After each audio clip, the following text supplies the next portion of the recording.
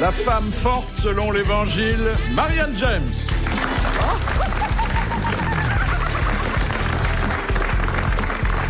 Le loupard incontrôlable selon la police des banlieues, Jean-Jacques Perroni. Le provocateur professionnel selon la morale bourgeoise, Jacques Maillot.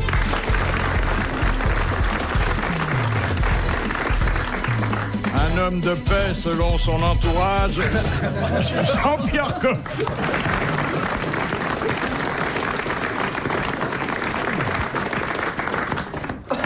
Vous avez vu qu'il y a eu hier la grève des chiens devant l'Assemblée nationale? Oui. 22 chiens. Oui.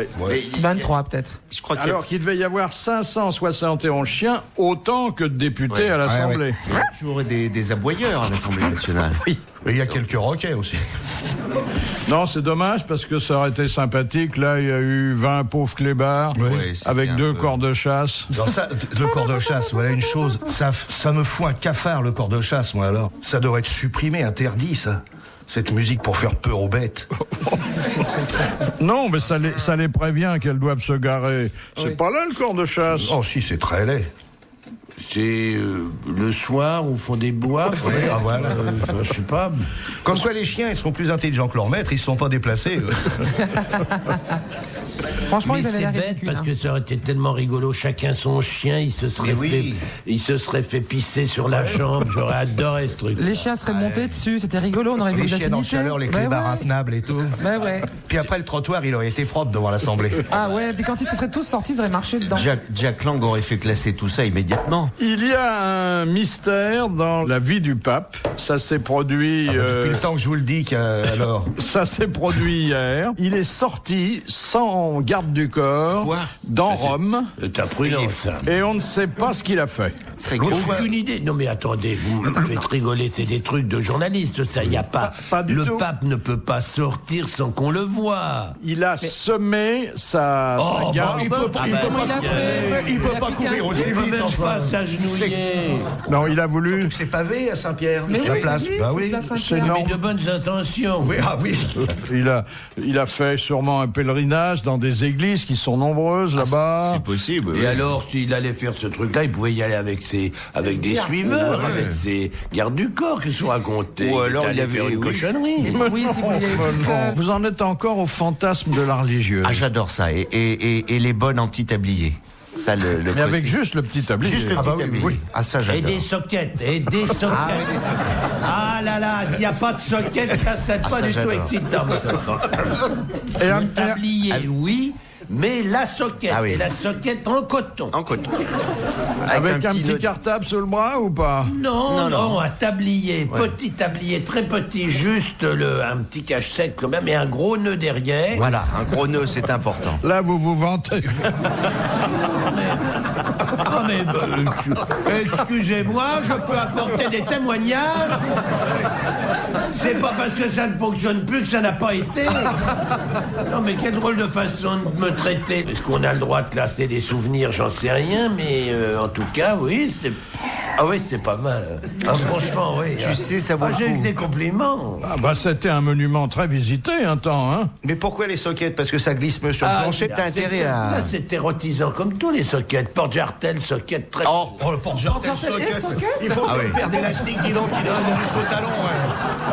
C'est plus les porte-jartels que t'as chez les Pierre. Je n'ai pas dit que les soquettes devaient être tenues par des porte-jartelles. Ah Je oui. n'ai pas dit ça. Je dis il y a deux fantasmes. Ah oui, Et d'accord. et le porte-jartel comme ça posé, Ah oui. et puis la soquette en même temps, ça c'est là assez rigolo aussi. T'as essayé les moufles? Philippe Bouvard sur RTL, 4h, 4h30, les grosses têtes dans la nuit des temps. Première citation de Monsieur Nemos de Pont-de-Chêne, qui a donné cette définition du rapport sexuel: deux indéfrisables sur le même bigoudi. Ah, c'est joli. C'est mieux d'ailleurs que celle de Voltaire, C'est- 4 jambons pendus à un même clou, hein. Ah oui. Frédéric Dard? Oui, C'est Frédéric Dard. c'est complètement ça. Qu'est-ce qui a dit ça? C'est Monsieur Perroni, qui est un disciple de Dard. Qu'est-ce que vous en pensez, Marianne? J'étais Deux sûre indéfrisables. qu'elle était pour moi. Ben, elle tient bien, je veux dire, suis bien frisée aujourd'hui, oui. Et vous pensez pas qu'avec cet humour qui est pas toujours de bonne aloi, on dépoétise l'amour? On dépoétise. Il n'y a pas que ça qui dépoétise l'amour. Il y a plein de choses. Quoi, par exemple? J'allais dire une méchanceté, je le garde pour moi. Non, mais il y a plein de choses qui sont qui donnent envie, puis d'autres qui donnent plus envie, quoi. Vivre à Paris, ça dépoétise l'amour. T'es pas obligé de faire ça sous la Tour Eiffel. Non, mais il y a du monde, c'est pas mal, il y a du monde. Non, mais l'amour, c'est fragile, c'est vrai que ça tient pas. Bon, les habitudes, ça mais vous dépoétise. parlez pas de la même chose. Toi, tu parles de sentiments. Mais oui, je parle de sentiments. Ah ben nous, on parle d'og. Et hop là. Qu'est-ce que c'est que ces manières? Vous êtes tellement gentil, vraiment. On veut pas marcher la main dans la main avec toi. Pardon, monsieur Perroni, mais il se trouve que monsieur Maillot et moi, on a une vision plus romantique. Tout à fait. Mais c'est chacun son goût. Vous avez vu ce que ça amène comme... Non, mais ils sont terribles. Et ce que je voudrais dire, c'est qu'en coulisses, par contre, vous êtes absolument charmants, tous romantiques, assez fleurs bleues. Et puis vous devenez des sauvages, des êtres aux odeurs musquées, les poils poussent là quand vous arrivez ici. On n'est pas des sauvages. S'il y a eu quelque chose dans le couloir, s'il y a eu quelque chose dans le couloir, et je tiens à vous demander de m'en excuser, c'est parce que j'ai essayé de vous croiser et qu'on est resté coincés. Oui, mais enfin, de là à nous jeter un seau d'eau quand même. Deuxième citation de monsieur Pontel qui a dit: si l'apparition du rutabaga reste l'atrocité majeure de l'occupation, la fermeture des claques reste l'atrocité majeure de la libération. C'est Boudard? Boudard. Non. C'est Audiard? C'est Audiard. Bonne réponse de Jacques Maillot. C'est bien observé. Et ça n'est pas Jean-Pierre Coff qui dira le contraire. Non. Mais les claques seraient ouverts, vous iriez, vous? Enfin, je veux dire, vous tous. Vous iriez au claque? L'idée du claque. Mais j'ai aucune idée. Mais non, mais je vous pose c'est une un question. endroit où on allait bavarder, où on allait boire des verres, tout de suite, tu vois le stupre Mais non, à des mais pas du tout, je vois rien du tout, je pose une question. On irait boire un verre Moi, j'ai été après élevé le à travail. Voilà. Ouais. Ah ouais? Oui. Donc là, après l'émission, vous iriez au claque. Ah oui, le nombre de paires de claques, moi que... Non, j'ai été élevé comme ça. Et j'ai lu le dernier roman posthume d'Alphonse, qui est formidable et qui parle très très bien de ces choses-là. Comme dit Jean-Pierre, c'était des lieux où on pouvait se recueillir, voir des amis, tout ça. Mais j'ai lu même qu'on y allait en famille. Ça m'a surpris. Après les enterrements. Ah oui. Ah oui. Vous voulez On dire que amenait ses le enfants. père amenait les enfants, c'est ça? Le père amenait son Bien fils. sûr. Et alors les femmes, elles allaient où, les femmes? Elle restait à la maison, elle faisait la vaisselle. Ça a de la gueule, quoi. J'ai rencontré l'autre jour une dame extrêmement chic et distinguée, qui est la femme qui a inventé enfin pas inventé, mais installé en France les escort boys. Vous avez entendu parler de ça? Oui. Ce sont des jeunes gens, les femmes s'ennuient. Alors elle n'a pas de jeunes Ou gens. elles veulent pas aller dîner seules. Elles veulent pas dîner seules, pas aller au théâtre seules. Ils montent pas. C'est très sérieux, c'est des factures. On peut se faire rembourser la TVA, etc. C'est un truc assez bizarre. Elle n'intervient pas comme Mère Macrène, elle intervient comme... Si le jeune homme monte, on compte la taxe de luxure. Mais c'est prévu. Non, hein. mais il ne monte pas, le jeune homme. Oui, mais enfin, Pourquoi si ça vous êtes propose- monté avec Non, un jeune homme? mais non. Dites-le. Mais c'est là comme ailleurs, il y a des marchés de gré à gré. Ah oui. Non, mais Gré à gré. Ah. la dame, sa situation est claire, elle est agent.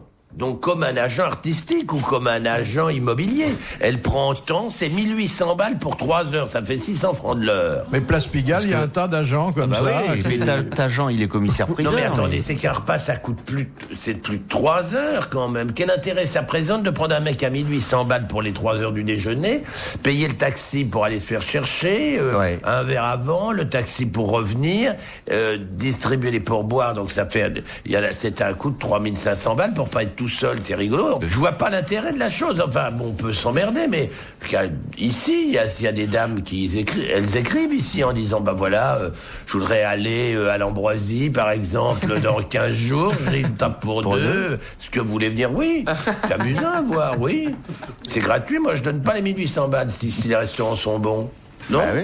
T'irais pas, toi? Ça dépend, faut avoir la photo de la taupe. Moi, j'irais pas pour rendre jaloux l'autre, parce que ça, c'est trop dangereux. Mais moi, je fais le tour de mon immeuble, moi, tous les jours. Toi, vous ennuyez pas? Non, ça va? Bon. Mais t'en ramènes? Non. Si, Ah ben oui, mais c'est pas l'intérêt, difficile. c'est quand même de passer une soirée agréable. Bien sûr, oui, surtout si on bouffe bien, c'est très agréable. Mais alors, ce sont des jeunes gens qui sont sélectionnés Alors, en fonction de quels critères? Ils sont architectes, ils sont acteurs, acteurs, ils sont ce qu'on veut. L'acteur ne marche pas très bien, à dire vrai, parce qu'il est connu, et alors les femmes ne veulent pas avoir toujours le même mec pour pas. Et pourquoi les mecs font ça s'ils sont architectes, ils ont pas de. Ils font ça pour l'argent, ils ont besoin de thunes. 800 balles, c'est pas mal quand même pour une soirée. Nourri. Donc ce sont des étudiants architectes. Eh ben, ce sont des étudiants. Oui. Mais pour aider les Parisiennes, tu t'imagines tout de même pas qu'on va pas faire ce même truc. Ça, ce sont des services sociaux de la ville que nous allons mettre en place. Je vote pour lui. Les tireurs Il en d'élite. devient beau quand il est immonde, comme ça. J'avais peur qu'il y ait un voile d'honnêteté qui vienne briser cette belle journée. Non. Ne t'inquiète pas, surtout. Me voilà rassuré. Pourri jusqu'à la moelle. Même au-delà. Oh là. Au-delà de la moelle, qu'y a-t-il? Question de Madame Chambon de Cueil. Que signifie l'expression « tuer le verre » ? C'est boire un coup de gnôle le matin. Oui, et de préférence de l'alcool, du vin blanc, de l'eau de vie, du calva, de l'eau de vie, de l'agnole, du mar, enfin un tout petit truc doux, quoi. Oui. À 6h du matin. Tuer le verre. C'est l'explication de ceux qui boivent justement le matin. Pourquoi ? C'est vermifuge ? Oui, c'est un vermifuge. D'accord, c'est un vermifuge. Bonne réponse d'un orfèvre en la matière, Jean-Jacques Perroni. Les grosses têtes dans la nuit des temps sur RTL de 4h à 4h30.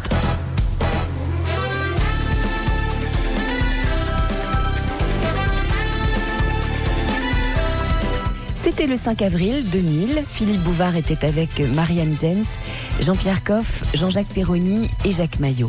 Pourquoi les Touaregs portent-ils en permanence un voile sur leur visage ? Pour la chaleur, non ? Pour le sable, pour garder l'eau. Oui. Pour garder l'eau, c'est-à-dire... Pour économiser l'eau, puisque... des couches supérieures de l'épiderme. Lorsque des vapeurs humides... Oh oui, mon filou, des vapeurs humides. Oh, vaporise-moi, mon filou. Oh, ça y est, il est tout rouge. Lorsque des vapeurs humides s'échappent du corps, le corps peut récupérer ces vapeurs humides. Mais vous arrivez d'un pays où on fait ça, vous, monsieur Coff. Vous étiez à Taroudan ? Oui, j'ai été dans un hammam. Et alors ? Là, il y a de la vapeur humide. La vapeur humide, c'était la vapeur une sèche, dame qui était dans le hammam. Je crois que c'était des messieurs qui faisaient des hammams, qui frottaient le dos, et je me suis fait caresser comme ça. C'était pas mal. Elle l'a fait avec des grandes herbes ou pas ? Non, elle l'a fait avec parce qu'elle le font avec des herbes. Plus rien n'est comme dans le temps. C'est vraiment détestable. Pas des tampons Jex pour nettoyer la peau. C'est vraiment des trucs. Des tampons Vous savez, les espèces de machins pour nettoyer les casseroles que les femmes achètent dans les marchés. Alors on avait ça. C'est ce qu'ils prennent à Barbès. Tu es allé dans le même endroit que moi. C'est pour enlever les croûtes, sûrement. C'est parce qu'il faut récurer la peau de rhinocéros que vous avez dans le dos. Mais si. Croûtes, non mais ça va pas ou quoi ? J'ai pas de croûte, monsieur. Ah mais quand même. Alors, racontez-nous votre séjour dans le hammam. Non, j'ai eu droit à un massage qui était pas loin de donner des résultats. Pas mal, hein, oui. Les Marocaines massent bien. Oui, le passage entre les cuisses, c'était plutôt sympathique aussi. Toi, tu as eu droit à ça, c'était Madame Kalsoum, c'est ça ? C'est ça. Madame, nous avons eu la même. Donc. Et toi, elle fait ça à tout le monde ? Je crois que j'avais un traitement de faveur. Et les fesses, est-ce qu'elle vous a massé les fesses ? Oui, mais alors, il y a un truc formidable, c'est le petit doigt. Ah oui. Oh là là, que c'est bon, ça, nom des dieux. Oh là là. Mais ça, c'est pas à tout le monde, faut un supplément. Ah non, là, alors elle est... Et hop. Mais ils ont... c'est très très bien. Ça alors... Donc c'est un bon séjour à Taroudan. Ah non, on mange comme... C'est immonde cet endroit. Non, à la Gazelle d'Or, c'est un endroit dégueulasse où on bouffe comme des porcs. Non, ça c'est vraiment... Il faut y aller pour... c'est très beau, il y a un jardin magnifique, mais ça n'a vraiment aucun intérêt sur le plan de la gastronomie. Mais par contre, ce que j'ai trouvé formidable, c'est Marrakech, car vous savez qu'à Marrakech, j'en ai plus du tout incommodé par les gens qui vous demandent sans arrêt une pièce, un truc. C'est devenu très sérieux. C'est un pays très tranquille et très calme. Enfin bref, le massage marocain, c'était pas mal du tout. Oui, je te le fais, regarde. Oh bah dis donc, Là que ça la rend folâtre, elle, des trucs comme ça. Ah mais, et même, Oh là là. et entre les deux cuisses, c'était pas mal non plus. Hein. Sur le devant, alors là, tout à coup, elle passe. Là. Alors, ce qui est très amusant, c'est celle qu'il ne faut pas toucher, qu'il faut semblant de pas voir. Ça, c'est assez excitant. Vous l'avez, ça commence à grimper un peu, vous voyez ce que je veux dire? Et là, tout à coup, vous avez la main qui passe à côté, qui touche pas, mais qui fait semblant de toucher, qui est juste... Enfin, on est quand même dans le... Ça tâtonne. On est dans la réalité, quoi. Et ça, c'est assez hypocrite, hein, finalement. Et là, il y a... Mais c'était pas mal, quand même. Et là, il y a un rayon de soleil qui passe par la vitre du salon de massage. Et sur le cadran solaire, on dit, tiens, il est midi. Et puis le désert qui est à la porte de l'hôtel, hein, quand même. Non, c'est beau, c'est étendu, immense, des hectares et des hectares d'orangers. Ah oui, les superbe. orangers sont C'est de la culture biologique, donc c'est vraiment très bien. C'est amusant, c'est très très bon, c'est des paysans. Le désert, ça rend malade. On dit toujours le désert des gobilles.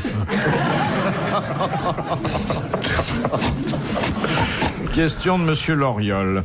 Philippe le Bon, duc de Bourgogne, a créé l'ordre de la Toison d'Or en 1429. Une vraie blonde. Alors, de quoi était faite sa décoration personnelle? Des poils pubiens Des poils pubiens de blonde. Exactement. C'est bien ce que je dis. D'une flamande qu'il aimait très fort.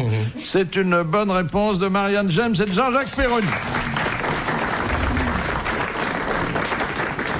Question de Madame Granville.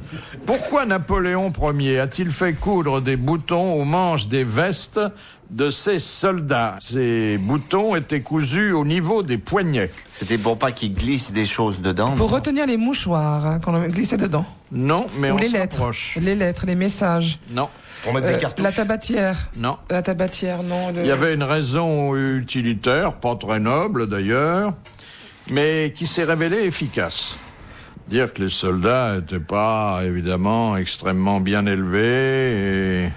Pour pas qu'ils se torchent avec leurs Pour pas qu'ils manches. se torchent avec leurs manches. Pas Ouais. se torcher. Se moucher. Se moucher.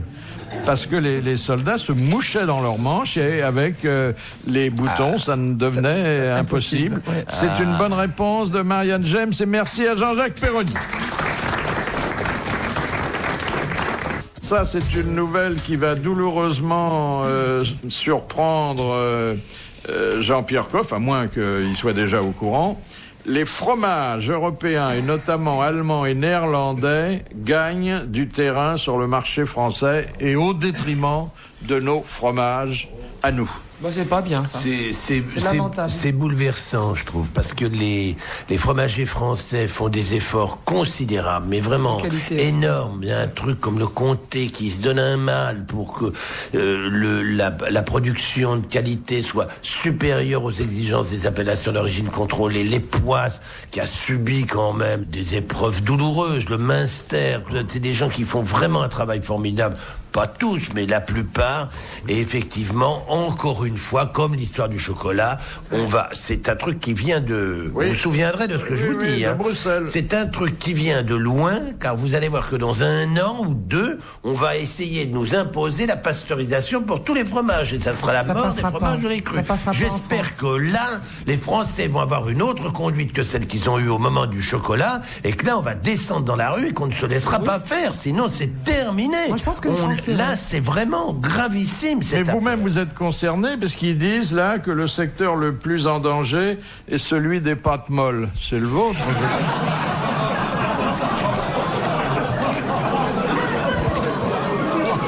Il faut le calmer, il va frapper. Il va frapper. Oh là là, hop. La micro commence. Oh là là. Ah, elle était bien amenée. Elle était bien amenée. Je trouve ça honteux. C'est dégueulasse. Vous savez ce que vous venez de faire? Un acte d'incivisme. C'est de l'incivisme, vous m'entendez? Je suis en train de parler d'un problème extrêmement grave qui est l'avenir de la laiterie en France, des fromages, et vous êtes en train de vous occuper de ma vie.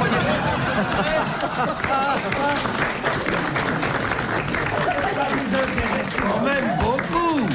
Attends. Quand on regarde Marianne, on se fait pas de bile pour l'avenir de la laiterie en France, quand même. Retrouvez les grosses têtes dans la nuit des temps à tout moment sur RTL.fr.